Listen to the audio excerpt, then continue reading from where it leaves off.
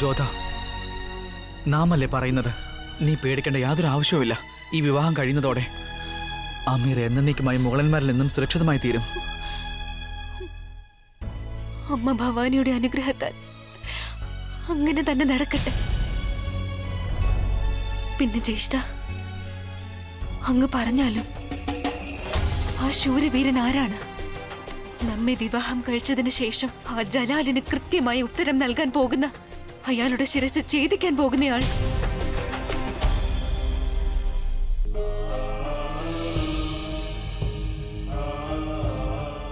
ജോധ, നിന്റെ വിവാഹത്തിന്റെ സമയമാണിത്. അങ്ങനെയുള്ള ശുഭ അവസരത്തിൽ ഇങ്ങനെയുള്ള കാര്യങ്ങൾ പറയാൻ പാടില്ല. നീ ചെന്നാലും ചെന്ന് നന്നായി വിശ്രമിക്കൂ.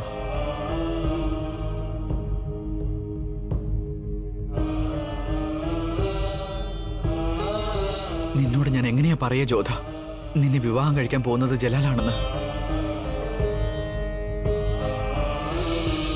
വിവാഹത്തിൽ അനുജത്തിയുടെ പല്ലക്കുയർത്തുമെന്ന വാക്കു പാലിക്കാനായി സുജാമൽ സാമ്പറിൽ എത്തി. പോകാം ഇവിടെ നിന്നും. നിങ്ങൾ പൊയ്ക്കോളൂ. നാം ഇവിടെ നിൽക്കും. അങ്ങ് ഇവിടെ എങ്ങനെ നിൽക്കും? കാരണം നാം ജ്യോതിക്ക് വാക്ക് കൊടുത്തതാണ്, അമീറിനെ രക്ഷിക്കാമെന്ന്, സ്വന്തം സഹോദരങ്ങളെ രക്ഷിക്കാമെന്ന്. അത് നമുക്ക് പൂർത്തീകരിക്കാൻ കഴിഞ്ഞില്ല. ഏത് കാര്യമാണോ നാം പൂർത്തീകരിക്കേണ്ടിയിരുന്നത്, ആ കാര്യം ജ്യോത പൂർത്തിയാക്കുകയാണ്. എന്നാൽ ഞാൻ അവൾക്ക് നൽകിയ രണ്ടാമത്തെ വാക്ക് തീർച്ചയായും ചെയ്യുന്നതായിരിക്കും. നമ്മുടെ സഹോദരി ജ്യോതിയുടെ പല്ലക്ക് ഉറപ്പായും ഉയർത്തുന്നതാണ്. പക്ഷേ അതെങ്ങനെ ചെയ്യും കുമാര? പല്ലക്ക് ജലാലുദ്ദീന്റെ ഇടത്തേക്കാണ് പോകുന്നത്. പിടിക്കപ്പെട്ടാൽ തിരികെ എത്തുക അങ്ങയുടെ മഞ്ചൽ മാത്രമായിരിക്കും. അതൊന്നും സാരമില്ല. ഇനി നമ്മുടെ ജീവൻ നഷ്ടപ്പെട്ടാലും ശരി, നൽകിയ വാക്ക് സുജാമുൽ ഉറപ്പാക്കുക തന്നെ ചെയ്യും. നിങ്ങൾ പൊയ്ക്കോളൂ. നാം നമ്മുടെ വാക്ക് പൂർത്തിയാക്കിയിട്ട് വരികയുള്ളൂ.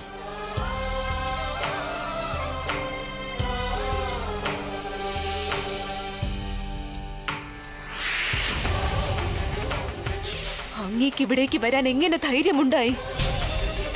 ഇത്രയും വലിയ വിശ്വാസവഞ്ചന ചെയ്തിട്ട് ഏത് മുഖവുമായാണ് ഇവിടേക്ക് വന്നത്?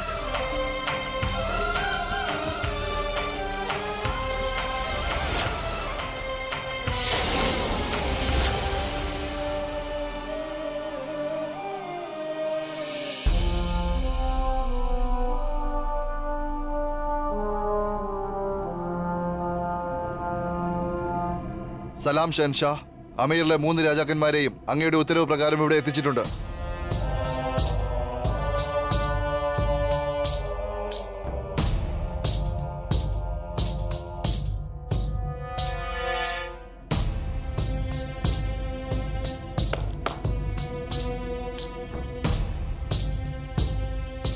എല്ലാവിധ ഔപചാരികമായ സ്വീകരണവും നൽകേണ്ടതാണ് ഈ അമീറിലെ രാജകുമാരന്മാർക്ക്.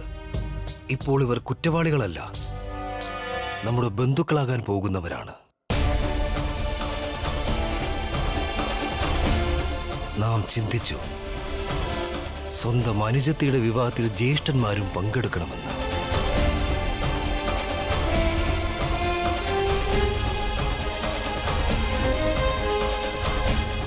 അതുകൊണ്ടാണ് നിങ്ങളെ എല്ലാവരും ഇവിടേക്ക് വിളിപ്പിച്ചത്. കാരണം ജ്യേഷ്ഠന്മാർക്ക് സ്വന്തം അനുജത്തിയുടെ ഭാഗത്തു നിന്നും ഈ വിവാഹത്തിൽ പങ്കെടുക്കാൻ സാധിക്കുന്നതിനായി.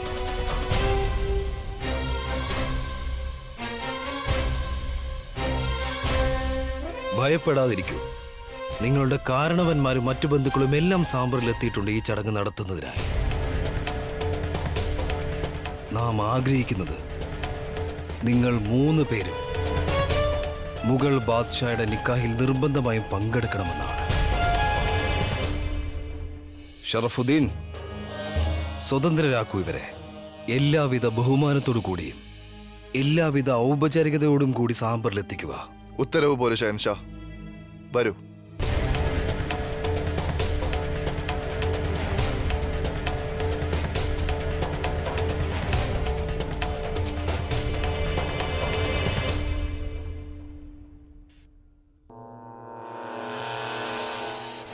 ഇന്നലെ വരെ ആരാണോ നമ്മുടെ ശിരസ് ഛേദിക്കാൻ ആഗ്രഹിച്ചത്, ഇനി അവർ ജീവിതകാലം മുഴുവൻ നമ്മുടെ മുൻപിൽ ശിരസ് കുനിച്ച് നിൽക്കുന്നതായിരിക്കും.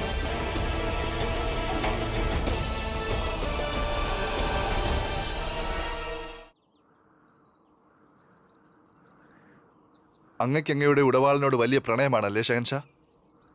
ഉഷ്ണമായാലും മഴയായാലും തണുപ്പായാലും അങ്ങ് എന്തൊക്കെ പ്രശ്നത്തിലായാലും ശരി, അങ്ങ് എപ്പോഴും അങ്ങയുടെ ഉടവാളിനെ ഒപ്പം കൂട്ടാൻ ഒരിക്കലും മറക്കാറില്ല. ജലാൽ അമീറിലെ രാജകുമാരി ജോധയെ വിവാഹം കഴിക്കാനായി സൈന്യത്തോടൊപ്പം എത്തിച്ചേർന്നു. എന്നാൽ അദ്ദേഹം തന്റെ ദിനചര്യ ഉടവാൾ കൊണ്ടുള്ള അഭ്യാസം മുടക്കിയില്ല. ഇത് ഉടവാളല്ല, നമ്മുടെ ജീവിതത്തിന്റെ ലക്ഷ്യം തന്നെയാണ്. നാം ഒരു ഷഹൻഷാ അല്ലായിരുന്നപ്പോഴും ഇത് നമ്മളോടൊപ്പം ഉണ്ട്. നാം ഇത് ഉപേക്ഷിച്ചാൽ പിന്നെ നാം ഒരു ഷഹൻഷാ ആയിരിക്കില്ല. നീയും തയ്യാറായിക്കോളൂ. ഇന്നത്തെ അഭ്യാസം നാം നിന്നോടൊപ്പമാണ്.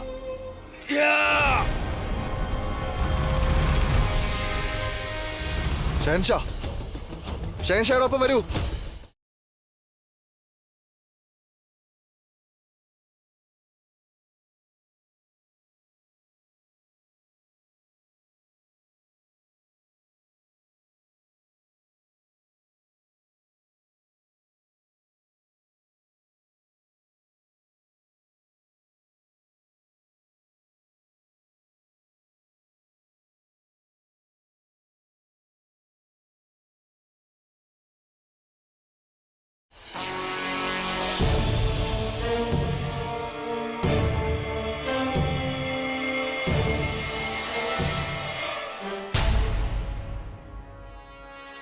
സ്വന്തം ശത്രുക്കൾക്ക് ഒരിക്കലും അവസരം നൽകാൻ പാടില്ല.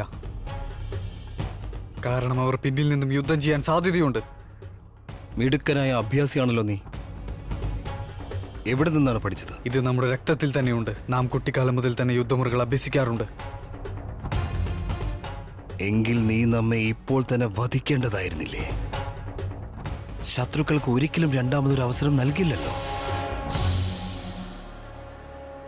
എന്നാൽ നാം ഇതും പഠിച്ചിട്ടുണ്ട്. ഒരിക്കലും ചതിയിലൂടെയും പിന്നിൽ നിന്നും യുദ്ധം ചെയ്യാൻ പാടുള്ളതല്ല. നാം ഇവിടെ യുദ്ധം അഭ്യസിക്കുകയായിരുന്നു. കാരണം എൻ്റെ ചെറിയമ്മയെയും പിന്നെ എൻ്റെ കുടുംബത്തെയും രക്ഷിക്കാൻ വേണ്ടി. അതിമനോഹരം. നീ നമ്മെ ചിലത് ഓർമ്മിപ്പിച്ചിരിക്കുന്നു. എന്താ നിനക്കറിയാമോ നാം ആരാണെന്ന്? നീ ആരുടെ മേലാണ് ഉടവാൾ നീട്ടാൻ ധൈര്യം കാണിച്ചതെന്ന്? നമുക്ക് നന്നായി അറിയാം അങ്ങ് ആരാണെന്നും ഇവിടെ വന്നിരിക്കുന്നത് എന്തിനാണെന്നും.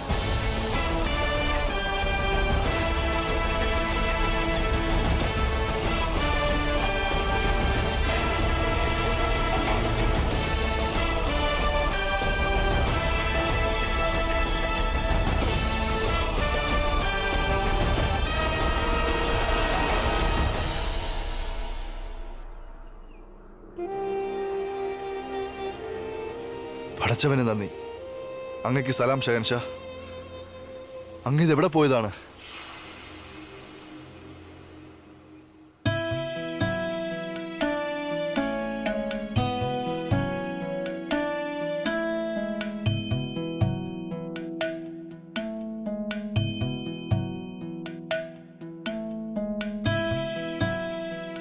ഒരുക്കങ്ങളെല്ലാം നന്നായിട്ടുണ്ട്. പക്ഷേ ഇത് ആരംഭം മാത്രമാണ്.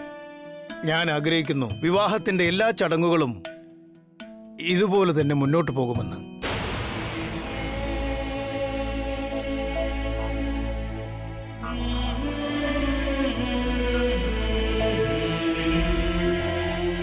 ഇതാ ഒരു ശുഭമുഹൂർത്തം കൂടി വന്നിരിക്കുന്നു.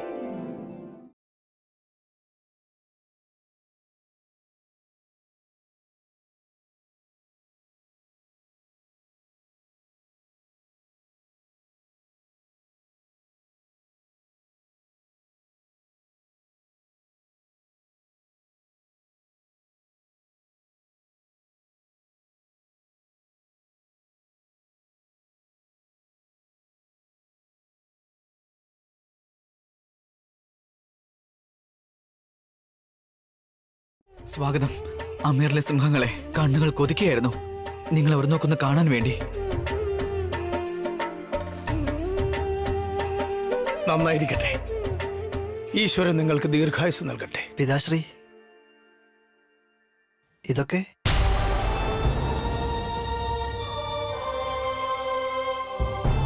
നിങ്ങൾ വിശ്രമിക്കൂ. ബാക്കി കാര്യങ്ങളൊക്കെ പിന്നീട് സംസാരിക്കാം. എല്ലാവരും വളരെ സന്തോഷത്തിലാണല്ലോ. ആ പക്ഷെ ഇതേക്കുറിച്ച് ജ്യോതയ്ക്ക് യാതൊന്നും അറിയില്ല. എന്താ ജ്യോതയ്ക്ക് അറിയാത്തത്? ഇക്കാര്യം തന്നെ, അവളുടെ വിവാഹം ജലാലുമായി നടക്കാൻ പോകുന്നെന്ന്. ജ്യോതയ്ക്ക് അറിയില്ലെന്നോ? പക്ഷെ ജ്യേഷ്ഠ, ഇത് ജ്യോതയോട് ചെയ്യുന്ന ചതിയല്ലേ? നിങ്ങൾക്ക് ഇതൊക്കെ എങ്ങനെ? നാം എല്ലാം പറയാം, പക്ഷെ ഇപ്പൊ സമയം ഉചിതമല്ല. ഇപ്പോൾ ഇത്രമാത്രം മനസ്സിലാക്കൂ, ആരും ജ്യോതിയുടെ മുൻപിൽ വെച്ച് ഇക്കാര്യം സംസാരിക്കാൻ പാടില്ല.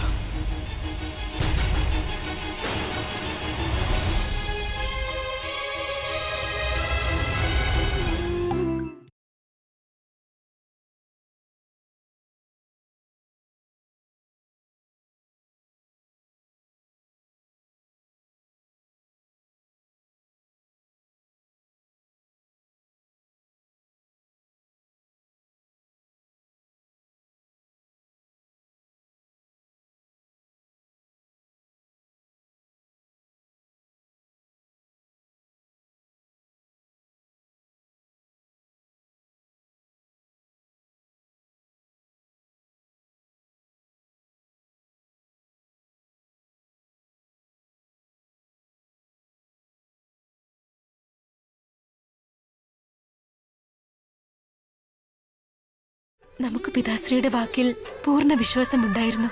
നിങ്ങൾ 3 പേരും തിരികെ വരുമെന്ന്. അമ്മ ഭവാനിയുടെ കൃപ കൊണ്ടാണ് നമ്മുടെ വിവാഹത്തിന്റെ സമയത്ത് നിങ്ങൾ എല്ലാവരും നമ്മുടെ കൂടെ ഉള്ളത്.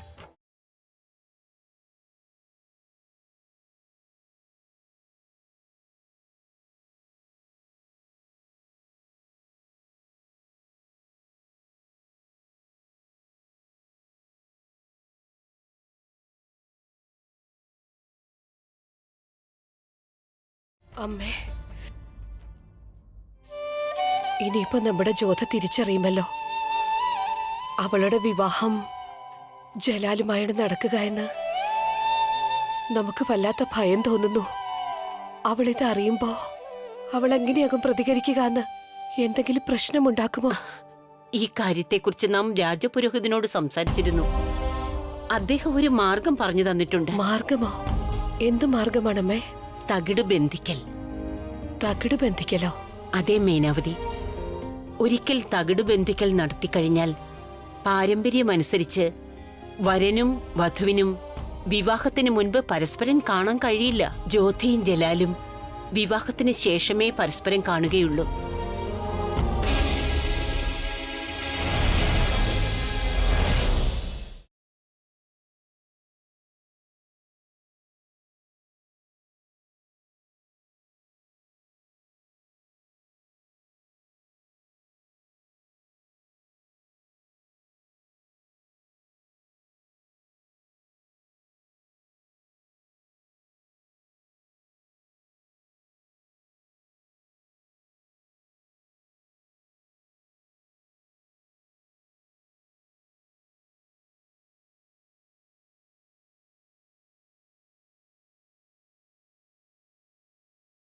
എന്താ?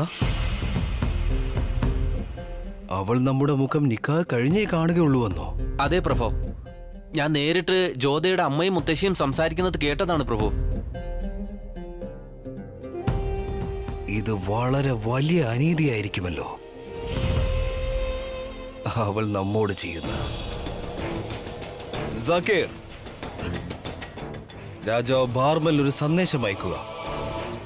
ഈ രജപുത്രർക്ക് എന്തൊക്കെ ചടങ്ങുകളുണ്ടെങ്കിലും നാം ജ്യോതിയുമായി നിക്കാഹിന് മുൻപേ സംസാരിക്കാൻ ആഗ്രഹിക്കുന്നുവെന്ന്, ഒപ്പം നമ്മുടെ മുഖം കാണിക്കാനും. ജലാൽ ജ്യോതിയെ മുഖം കാണിക്കാൻ ആഗ്രഹിക്കുന്നു അമ്മേ. അതെങ്ങനെ സാധിക്കാനാണ് ബാർമൽ? തകിട് ബന്ധിക്കൽ നടന്നു കഴിഞ്ഞു. ഇനി അവർക്ക് വിവാഹത്തിന് ശേഷമേ കാണാൻ അനുവാദമുള്ളൂ. ഇത് അദ്ദേഹത്തിന്റെ അപേക്ഷയല്ലമ്മേ, ഉത്തരവാണ്. ജലാൽ ജ്യോതയുടെ മുന്നിലേക്ക് വരണമെന്ന് തീരുമാനിച്ചു കഴിഞ്ഞു. അദ്ദേഹം നിർബന്ധം പിടിക്കുകയാണ്. നമ്മുടെ പക്കൽ മറ്റൊരു ഉപായവുമില്ല. ജലാലിന്റെ മുഖം കാണിക്കാനുള്ള നിർബന്ധത്തിന് വഴങ്ങുകയല്ലാതെ ഭാർമലിന്റെ പക്കൽ മറ്റൊരു ഉപായവും ഉണ്ടായിരുന്നില്ല. എന്നാൽ എല്ലാവരും കൂടി തീരുമാനിക്കുകയുണ്ടായി അങ്ങനെ എന്തെങ്കിലും ചെയ്യാമെന്ന്. അതായത് ചടങ്ങുകളുടെ കൂടെ തന്നെ ജലാൽ പറഞ്ഞതും സാധിച്ചു കൊടുക്കാമെന്ന്. അങ്ങനെ അവസാനം ജലാൽ എത്തിച്ചേർന്നു ജ്യോതയെ മുഖം കാണിക്കാനായി.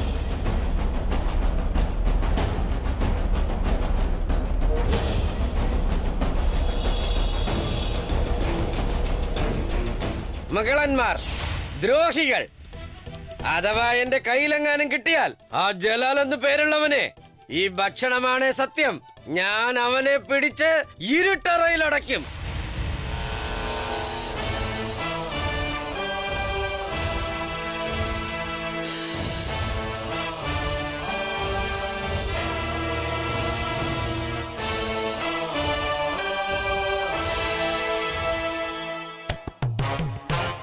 കണ്ടില്ലേ, ഷഹൻഷാ എന്നോട് ക്ഷമിച്ചിരിക്കുന്നു.